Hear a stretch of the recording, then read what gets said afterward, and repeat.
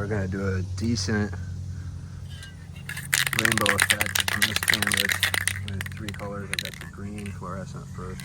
What I'm gonna do first is I'm only going to get kind of a circle going here. I'm gonna go ahead and fill in the corners and the edges.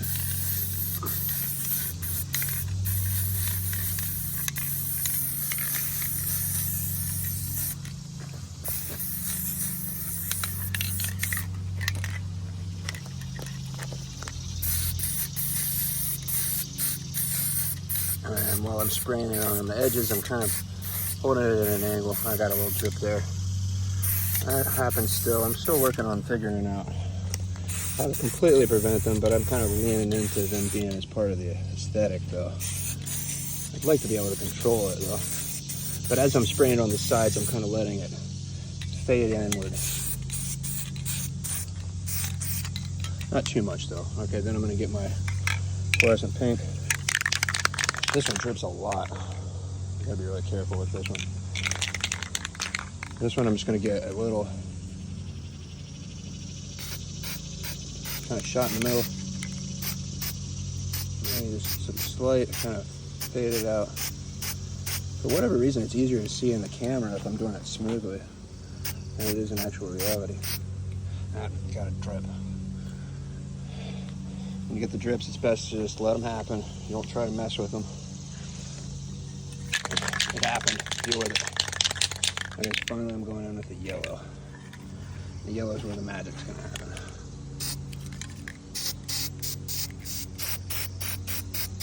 So for the yellow,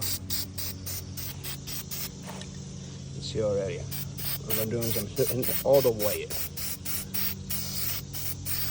Yellow should be the last color on there because honestly, everything else covers it up. So if you go ahead and have everything in the place you want it to be, see how already starting to get a nice smooth.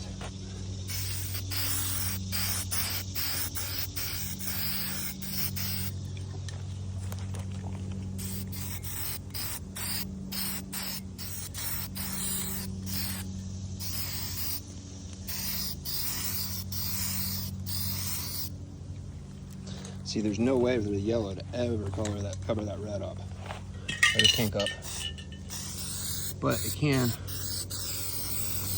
cover up a little bit if it's not a full intensity. It'll kind of make it mix together and make an orange.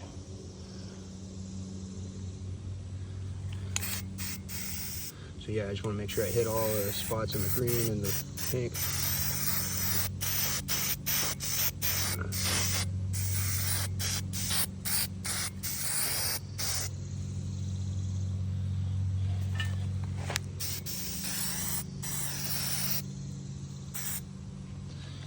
Kind of a little disappointed about that, but that's still going to happen sometimes.